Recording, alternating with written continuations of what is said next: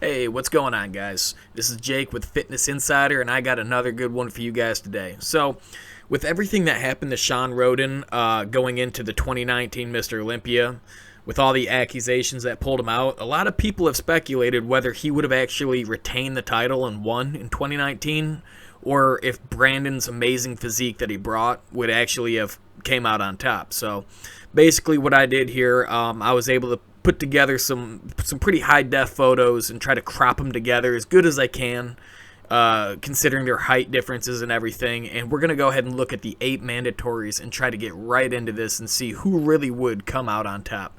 So follow me along and we'll get right into this thing. Right before we get into the mandatory comparisons, I just do want to make a point here, okay?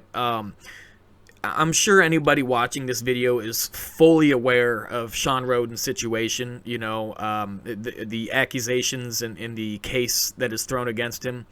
I'm not going to get into the details there. I am just going to say this. If he's guilty, I'm not defending him. No one should defend him. That's a terrible crime, and he deserves what he gets. But my only thing is, what happened till innocent until proven guilty? I understand the IFBB and the Olympia, it's a business. It's in it to make money.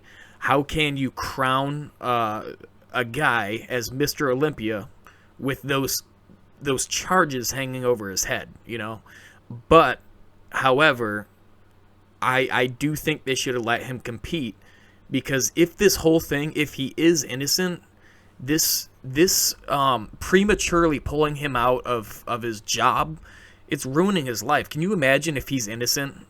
This whole thing just ruined his life. In the prime of his career, they just pulled everything away, not to mention his reputation and the livelihood of his life. But again, I'm not saying he is or isn't. I just think they should have waited until they found out. But I will say, as a business, I understand why they did that. I just think it's, morally not quite the right thing to do until we have all the facts. But anyways, let's go ahead and get into this thing. I just wanted to make that point clear. Alright, and starting this thing off, we got the front double bicep. So, here's the thing about this pose, okay? I think a lot of people would give it to Brandon Curry, and I'm tempted to as well. But I'm pretty torn, man, because Shawn, his legs are seriously world class. I mean, phenomenal. Not just the fact that, everything's conditioned and neatly separated. I just mean, like, if you look at, like, Phil Heath's legs, he has some of the biggest freaking legs and quads that you can see nowadays, but the shape of his legs are not that aesthetic. Whereas you look at Shawn, man, the sweep and everything's just neatly separated in an aesthetic way. Man, he has probably some of the best wheels today. I can't even really think of anybody that you could put up against him as far as not just the size and separation, but just how aesthetic they are. So, on top of that, everything for him is just super aesthetic. But that being said, Brandon's upper body is demolishing him in almost every way. I mean, his lats are flaring out wider. His chest looks so much fuller. His arms look way better and better separated. But what lets Brandon down, which, everybody is fully aware of this, is his lower body, man. His legs are just not quite up to par. Now, I have said in previous videos, I don't think his legs are as bad as everybody tears him down over his legs. They're not, like, small. It's just, obviously, compared to a guy like Shawn Rhoden, he gets demolished in the leg department. So, realistically, I do think you could flip a coin on this one. I personally, just because of the completeness, I like Shawn Rhoden better here. I mean, my eyes do kind of draw over to Brandon because of how good his upper body looks. It's just, he's very top heavy, and the legs just, they kind of let him down here. And Shawn just looks like a damn statue over there. So, Shawn, to me, gets the point, but I would not argue against anybody if they gave it to Brandon. So, to me, Shawn. Alright, and now we got the front lat spread. Now, Shawn, to me, don't get enough credit for this pose. I think a lot of people think that he's just okay here. Me personally, man, I think he looks damn good. However, Brandon, man, he's taken this pose basically hands down, in my opinion. While, again, his legs are not doing him any justice compared to Shawn. His upper body more than makes up for it, you know? I mean, his chest just looks insanely full right here, where Shawn's looks pretty damn just shallow, you know? It don't look that thick here, and their shoulders both look pretty good. Brandon's arms are just better. Even though Shawn's arms are still pretty decent, they're not terrible, you know, they're okay, but Brandon just, he fills this pose out so much, and he just kind of, I don't know, he just looks a lot more dominant and has better stage presence, I think, on this one. So, to me, Brandon takes it. For the side chest, personally, I like Shawn Rhoden here. I know a lot of people would probably give it to Brandon, and Brandon looks amazing. And I know I've said this previously in a different video, can't remember which one, but Brandon, man, he really doesn't have a weak pose. You know, you could say the whole thing with the legs. From the side, his legs look damn good. You would never even know he has smaller legs, small-ish quads and whatnot from the side. And he just really doesn't have a weak pose, you know. He's very good to amazing on almost every pose. And Shawn, though, Shawn is just incredible here. I think this is one of his better poses. On the last pose where I said Shawn's chest looks kind of weak, right here it looks even better than Brandon's does. And it's mostly because of how they're hitting it. Brandon's opened up more. He's showing more width that way, which looks good.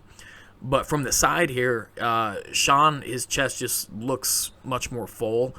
His shoulder looks insane. His arms look good. But the most crazy thing on Shawn right here is the glutes, hams, and quads, man. His legs look insane right here. I mean, dude, there's really not too much to say about this. Shawn looks incredible. He's one of the best in this pose in the current lineup, I think. So, to me, Shawn Rhoden takes this one. The back double bicep. So, follow me on this one, because I think some people are going to disagree with me.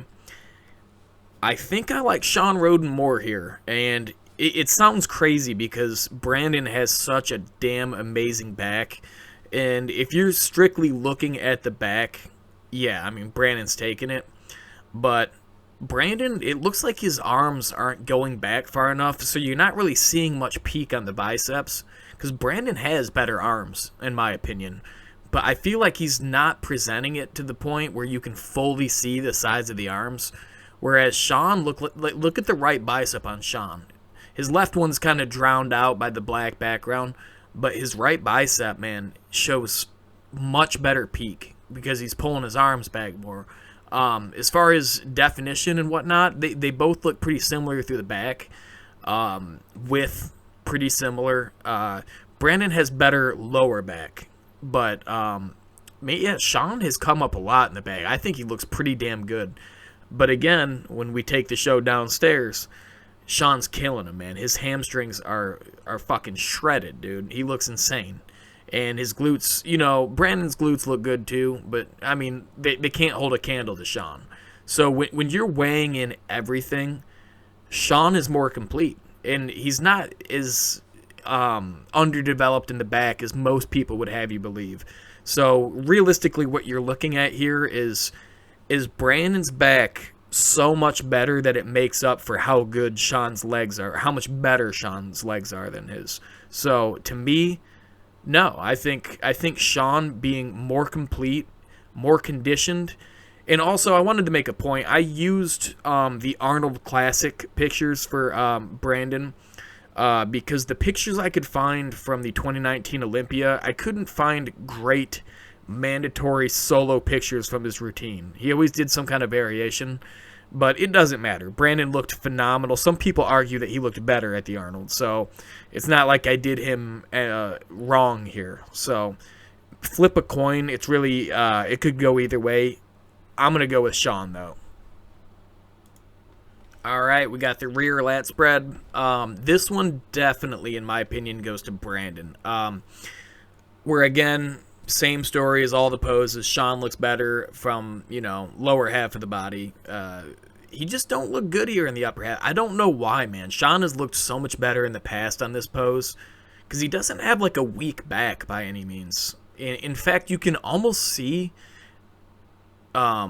just definition, but it's almost like his back is washed out by the light. And I feel like if he leaned back a little bit more, maybe it wouldn't cause that effect. I'm not too sure.